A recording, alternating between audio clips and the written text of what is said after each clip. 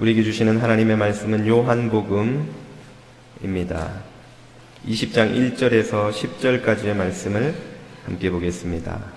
안식 후 첫날 일찍이 아직 어두울 때에 막달라 마리아가 무덤에 와서 돌이 무덤에서 옮겨진 것을 보고 시몬 베드로와 예수께서 사랑하시던 그 다른 제자에게 달려가서 말하되 사람들이 주님을 무덤에서 가져다가 어디 두었는지 우리가 알지 못하겠다 하니 베드로와 그 다른 제자가 나아가서 무덤으로 갈새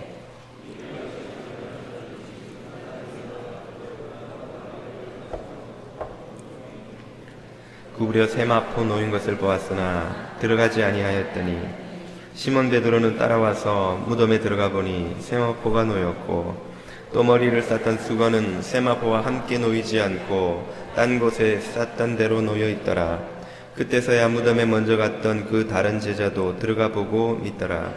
그들은 성경에 그가 죽은 자 가운데서 다시 살아나야 하리라 하신 말씀을 아직 알지 못하더라. 이에 두 제자가 자기들의 집으로 돌아가니라. 아멘. 어떤 꽃을 파시는 꽃장수 할머니가 항상 싱글벙글 웃으며 장사를 하시니까 손님 중 한 사람이 어느 날은 질문을 했다고 합니다. 할머니에겐 걱정 근심이 없나 봐요. 어떻게 그렇게 항상 웃으십니까? 그러자 그 할머니가 대답하시기를 걱정 근심이 없는 사람이 어디 있겠소. 하지만 나는 비결이 있지. 그 비결이 뭔가요? 그건 3일의 법칙이야. 3일의 법칙이라니 그게 도대체 무슨 비결입니까?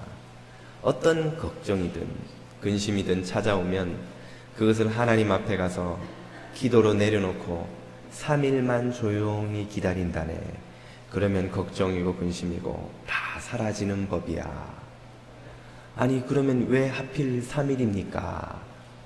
그것은 내가 믿는 우리 주님도 3일 만에 무덤을 깨치고 일어나셨기 때문이지. 무덤도 3일 만에 깨친다면 세상 어떤 걱정 근심을 3일 동안 깨치지 못할 것이 있겠는가 하더라는 것입니다. 이 할머니의 신앙이 부활신앙이 아니고 무엇이겠습니까? 저와 여러분 안에도 부활신앙이 반석처럼 견고하게 자리잡게 되기를 축복드립니다. 오늘은 부활절입니다. 부활절은 기독교 교회에서 성탄절과 더불어 가장 중요하게 여기고 기념하는 절기이죠. 부활이 도대체 무엇이 얼마나 중요하길래 이토록 우리 기독교인들이 귀하게 여기는 중요한 절기가 되는 것입니까? 거기에는 두 가지 이유가 있습니다. 첫 번째부터 말씀을 드리자면 부활은 우리가 믿는 예수 그리스도께서 하나님의 아들이시라는 가장 강력한 증거가 되기 때문입니다. 로마서 1장 14절에서 이렇게 사도 바울은 말하고 있죠. 성결의 영으로는 죽은 자들 가운데서 부활하사 능력으로 하나님의 아들로 선포되셨으니 곧 우리 주 예수 그리스도시니라. 예수님께서 부활하신 것이 그분이 하나님의 아들 되심에 대한 강력한 증거라는 것이죠. 예수님은 처음부터 당신을 하나님의 아들로 계시하셨습니다. 우리가 어떻게 그 사실을 믿을 수 있을까요? 성령께서 우리의 눈을 열어 영적인 분별력을 갖게 해 주신다면 우리가 그분의 가르침이 진리요 그분이 행하신 모든 이적이 다 하나님께로부터 온 것임을 인정하고 깨달을 수가 있겠지요. 그러나 이것은 우리 기독교인들에게는 설득력이 있지만 비기독교인들에게는 그리 설득력이 없는 주장일 수도 있습니다. 왜냐하면 기독교인이 아닌 이들에게도 타 종교인들에게도 나름 가치 있는 교훈이라는 것이 있고 또 그들도 이런저런 방식의 기적과 이적을 경험하기 때문이지요. 그러나 다른 종교에서 절대로 흉내낼 수도 없고 실제로 주장하지도 않는 사건이 유일무이한 사건이 하나 기독교에는 있습니다. 그것이 바로 우리 주 예수 그리스도의 부활 사건인 것이죠. 죽은 사람이 무덤을 깨치고 일어나 부활하였다는 이 메시지는 마호메도 부다도 그 누구도 주장하지 못하는 오직 예수 그리스도만이 주장하시는 사건인 것입니다. 제자들은 예수 그리스도의 부활을 보고 예수 그리스도의 하나님의 아들 되심을 확실히 깨달았던 것이죠. 오늘 우리들도 예수님의 이 부활의 메시지 앞에서 결단을 요구받습니다. 만약 예수님의 부활이 진짜라면 예수님에 관한 모든 증언이 다 진리임을 우리는 받아들일 수밖에 없지요. 우리가 읽고 있는 이 성경이 진리라는 것을 부인할 수가 없게 됩니다. 그러나 만약에 예수 그리스도의 부활이 진리가 아니라면, 거짓이었다면 우리가 믿고 있는 이 기독교의 신앙체계 전체가 다 모래성처럼 무너지고야 마는 것입니다. 그래서 기독교의 적대자들은 초대교회 때부터 어떻게 하든지 이 부활의 메시지를 부인하려고 애를 썼습니다. 예수님이 이 세상에 한 인간으로 오셨다는 사실, 그리고 그를 따라다니는 제자들이 있었다는 사실, 그리고 그 제자들이 남긴 증언이 여기 성경으로 이렇게 자리 잡고 있다는 사실은 부인할 수 있는 사람이 없습니다.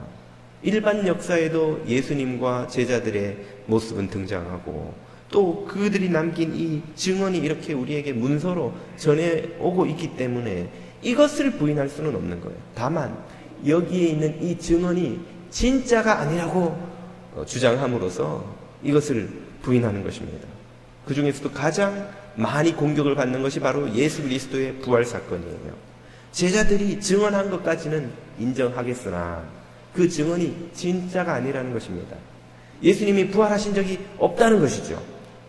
이렇게 눈으로 보고 증언하는 제자들이 있는데 어떻게 그 부활을 부인할 수 있습니까? 그들이 이 예수님의 부활을 부인하기 위해서 썼던 여러 가지 이론들이 있습니다. 그 중에서 가장 대표적인 것 세 가지를 언젠가 말씀드린 적이 있는 것 같은데요. 간단하게 한번 소개를 시켜드려 보면, 먼저는 절도설이 있습니다. 실제로 예수님은 부활하신 것이 아닌데 제자들이 주님의 시체를 훔쳐서 딴 데 숨겨다 놓고 부활했다고 거짓말을 했다는 것이죠. 두 번째는 기절설이 있습니다.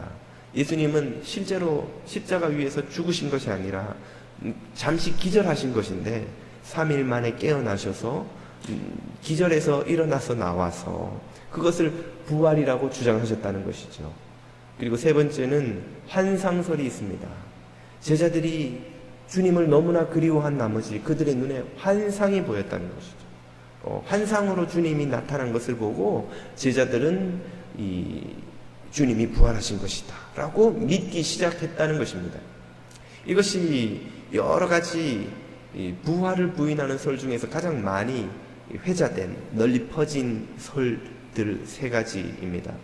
그러나 우리가 조금만 상식과 이성이 있는 사람이라면 그 설들이 얼마나 근거 없는 허구인지를 금방 알 수가 있습니다. 절도설, 제자들이 예수님의 시체를 훔쳤다고 한다면 그 제자들이 누구입니까? 예수님이 십자가에 달리는 것은커녕 겟세마네 동산에서 체포되시는 것만 보고도 다 혼비백산해서 도망쳐버린 비겁한 인물들이었습니다.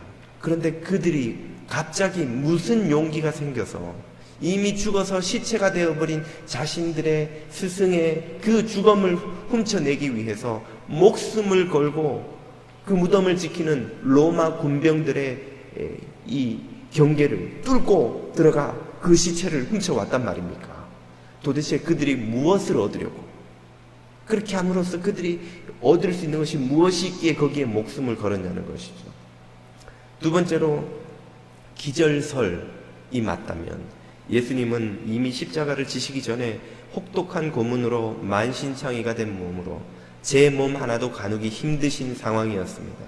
그런 분이 십자가 위에서 기절을 했다고 한다면 3일 만에 무덤 속에서 물론 아무것도 먹지 못한 채 깨어난 몸으로 자기 한 몸조차 가눌 수 있었을지 의심스러운 그 상태로 어떻게 그 돌무덤을 막고 있는 거대한 돌덩어리를 옮겼을 것이며, 그리고 당대 최강 제국을 이룬 그 강력한 로마 군병들의 그 경계를 뚫고 어떻게 거기를 탈출했냐는 것이죠. 그리고 예수님의 십자가 위에서의 죽음을 확인한 로마 군병들, 오늘날로 치자면 검시관들이겠죠. 그들과 예수님을 장사 지낸 아리마대 요셉과 니고데모와 같은 당대 팔레스틴 사회 최고의 지성인들의 죽음 확인에 대한 검사를 어떻게 기절하신 분이 통과를 했냐는 것입니다. 어떻게 그들이 다 기절한 분을 죽은 줄 알고 착각을 할 수 있냐는 것이죠. 이 이론도 전혀 설득력이 없습니다. 마지막으로 환상설이 있습니다만은 제자들은 일단 주님의 부활을 간절히 고대한 적이 없습니다. 그들은 예수님의 고난과 부활의 메시지를 듣고 그것을 이해도 하지 못했을 뿐더러 다들 겁에 질려서 문을 잠그고 숨어 있었다고 했습니다. 혹시 그들 중에 그런 갈망이 있어서 주님을 너무 그리워한 나머지 환상을 본 사람이 있었다고 치더라도 어떻게 환상이 여러 사람에게 여러 장소에서 또 어떤 경우에는 동시에 500명에 이르는 제자들이 모인 무리에 동시에 환상이 경험될 수가 있냐는 것이죠. 그것은 오늘날 신경의학자들 누구도 설명할 수 없는 그것이 오히려 더 초자연적인 사건입니다. 환상이 500명에게 동시에 나타났다는 것이.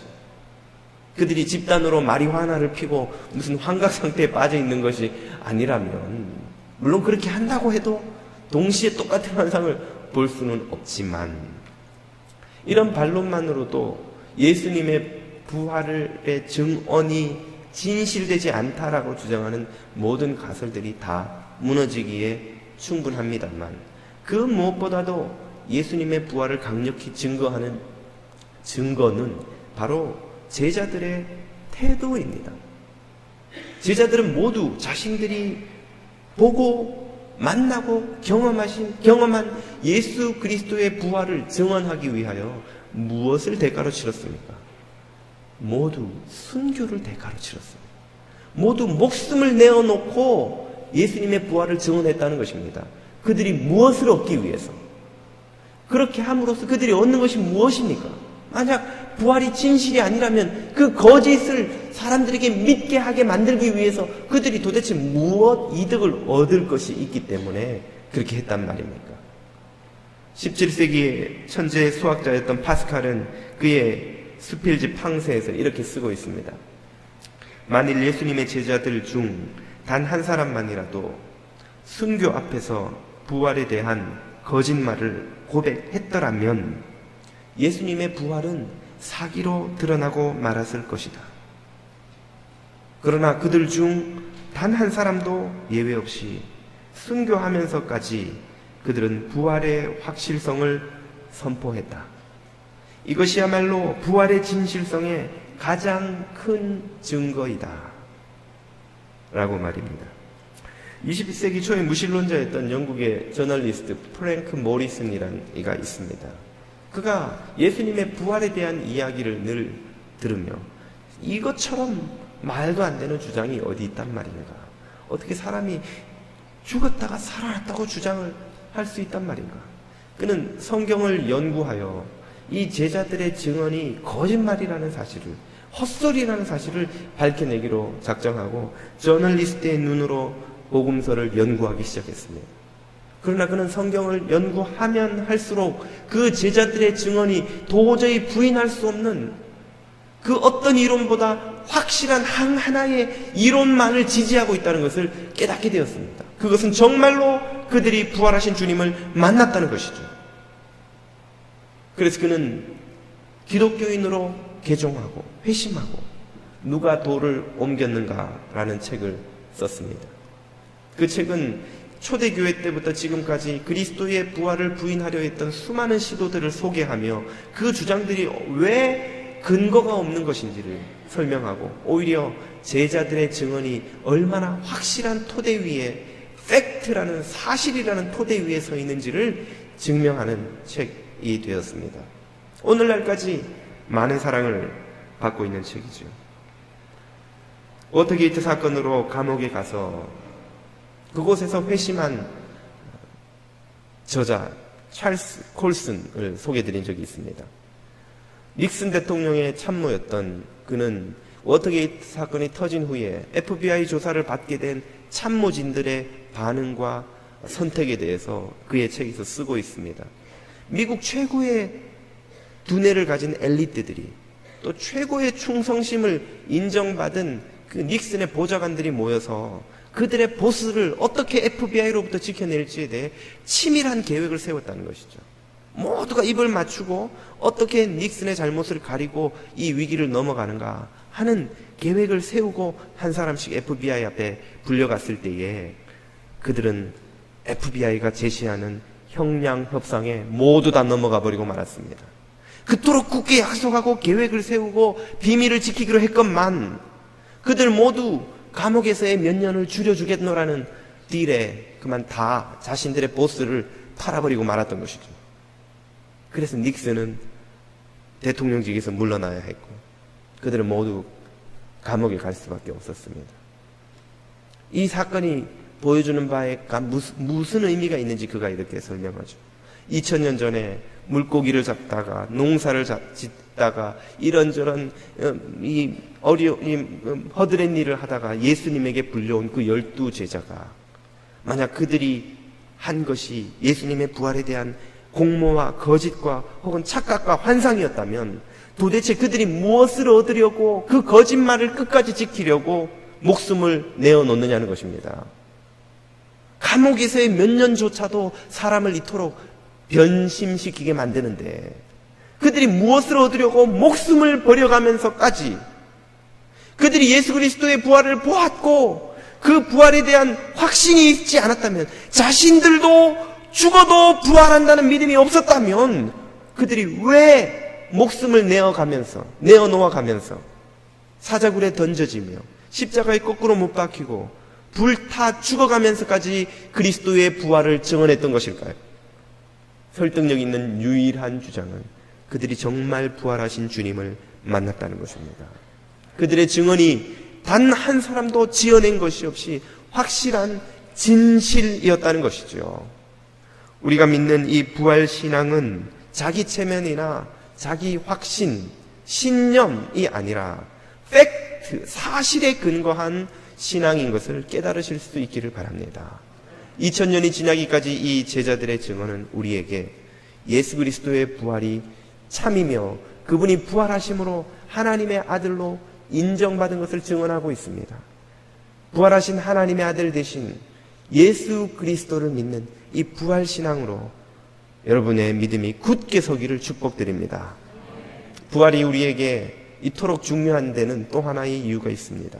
그것은 예수 그리스도의 부활이 곧 우리의 부활에 대한 보증이 되기 때문입니다. 저와 여러분이 모두 부활할 것을 예수 그리스도께서 부활을 통해 미리 보여주셨다는 말씀이지요. 고린도전서 15장 20절 이하는 이렇게 말씀하십니다. 사도 바울의 음성이지요. 그러나 이제 그리스도께서 죽은 자 가운데서 다시 살아 잠자는 자들의 첫 열매가 되셨도다.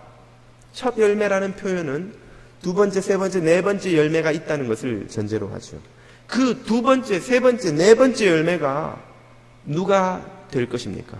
바로 저와 여러분이 될 줄 믿습니다.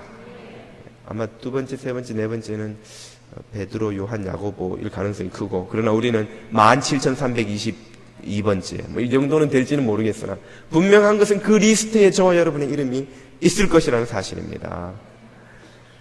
계속해서 51장은 이렇게 말합니다. 보라 내가 너희에게 비밀을 말하노니 우리가 다 잠잘 것이 아니요.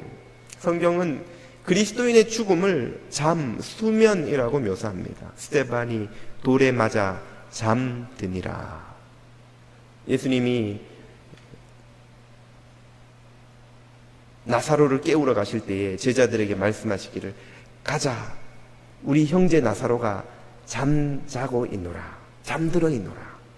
그리스도인의 죽음은 소멸이 아니요 잠드는 것입니다. 그리고 그 잠은 언젠가 깨어날 때가 있다는 것이죠.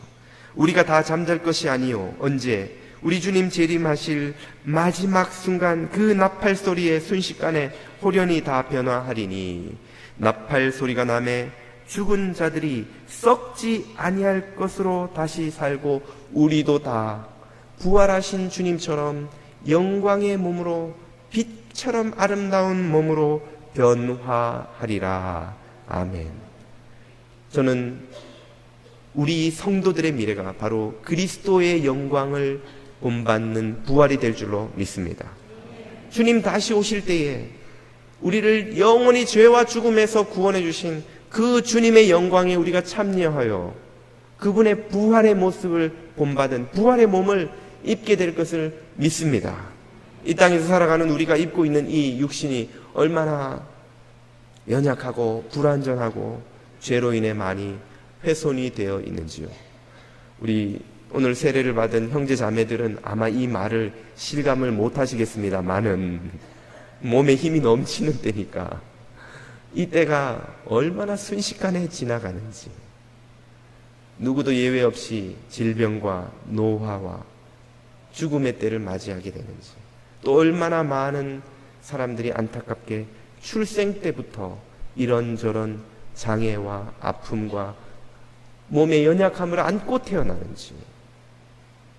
그러나 우리 주 예수 그리스도께서 부활을 통해 우리에게 깨우쳐 주신 바는 우리가 이 몸을 가지고 영원히 살게 되지 않는다는 것입니다.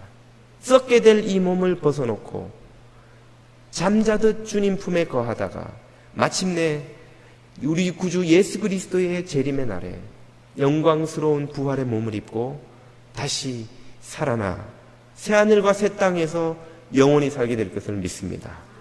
이것을 우리에게 확실히 깨우쳐 주시기 위해서 예수 그리스도께서는 죽음에서 부활하신 이 방법으로 이 땅에 오신 것입니다. 왜 하필이면 죄를 사하는 다른 방법도 많을 텐데 죽으시고 부활하시는 방법을 택하시는가? 우리의 죽음이 끝이 아니요 부활이라는 새 생명으로 들어가게 될 것임을 깨우쳐 주시기 위함인 줄로 믿습니다. 미국의 유명한 설교자인 맥스 루케이도의 책에서 다음과 같은 이야기를 읽었습니다. 아프리카의 이디오피아 내륙의 깊은 곳으로 들어가면 왈라모라는 이름의 부족들이 오지에서 살고 있습니다.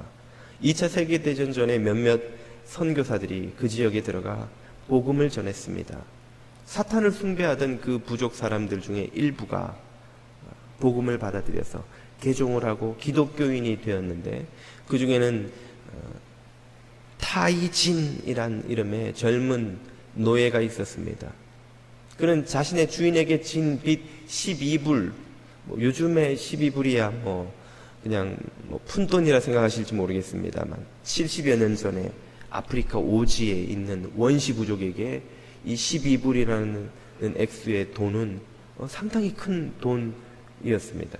그 돈을 갚지 못해서 그는 그만 노예가 되고 만 것이죠.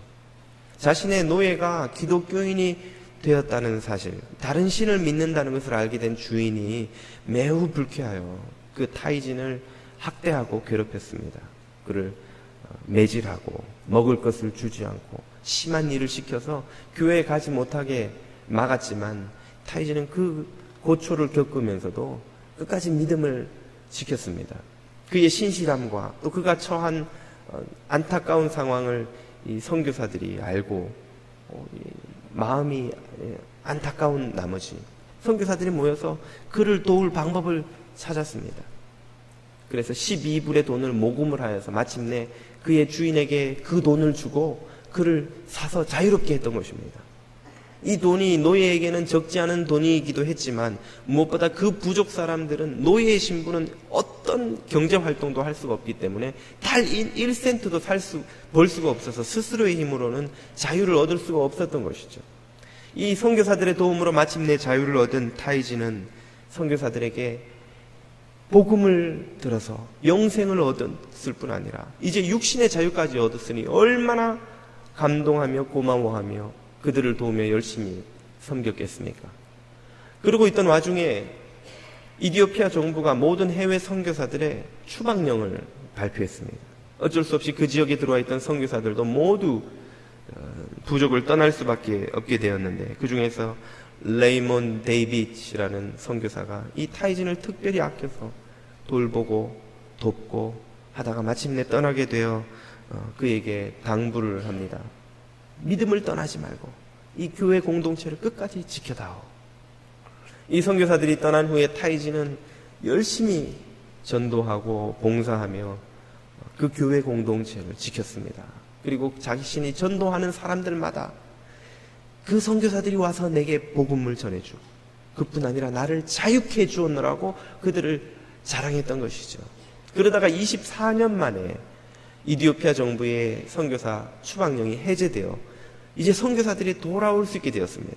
그리고 그 마을에 그 데이빗 선교사가 다시 돌아온다는 소식이 전해졌습니다.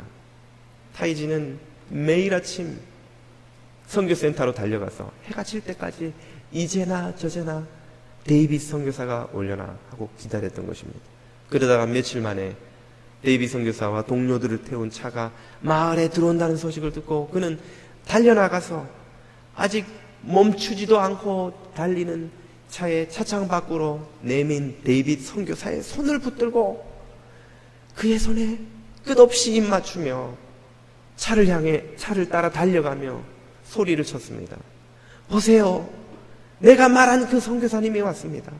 나에게 복음을 전해줬을 뿐 아니라 나를 사서 자유케 해주신 바로 그분이 이분입니다. 마침내 차가 선교센터에 섰을 때에 차문이 열리고 데이빗 선교사가 내리자 타이지는 그의 앞에 꿇어엎드려 그의 다리를 부둥켜 안고 이번에는 그의 흙먼지 투성이가 된 신발에 거듭 입을 맞추는 것이었습니다. 데이빗 선교사는 타이진을 일으켜 세우고 그와 부둥켜 안고는 뜨거운 해후의 눈물을 흘렸습니다. 이 이야기를 읽으면서 제 마음에 큰 감동이 밀려왔습니다. 저는 이 타이진의 모습에서 우리를 영원히 죄와 죽음에서 구원하여 주신 주님이 다시 오실 때에 그분을 맞이하는 성도들의 모습을 보았기 때문입니다. 우리 주님께서 영광의 모습으로 다시 이 땅에 오실 때에, 그래서 우리를 부활의 몸으로 불러주실 때에 그분의 은혜의 보혈로 자유함을 얻은 성도들은 그분 앞에 무릎 꿇고 엎드려 그 존귀하신 분의 발에 영원토록 입맞추며 그분을 찬양할 것입니다. 보십시오. 이분이 바로 나를 죄와 죽음에서 구원하여 주신 예수 그리스도 하나님의 아들 부활하신 구주이십니다. 이분이야말로 나의 구주요 온 인류의 구주이십니다 라고 외치게 될 것입니다. 저는 그 성도의 무리 가운데 제가 반드시 들어가 있기를 소원합니다. 그리고 오늘 제가 보고 있는 여러분 한 분 한 분의 얼굴을 그곳에서 모두 빠짐없이 볼 수 있게 되기를 주님의 이름으로 축복드립니다.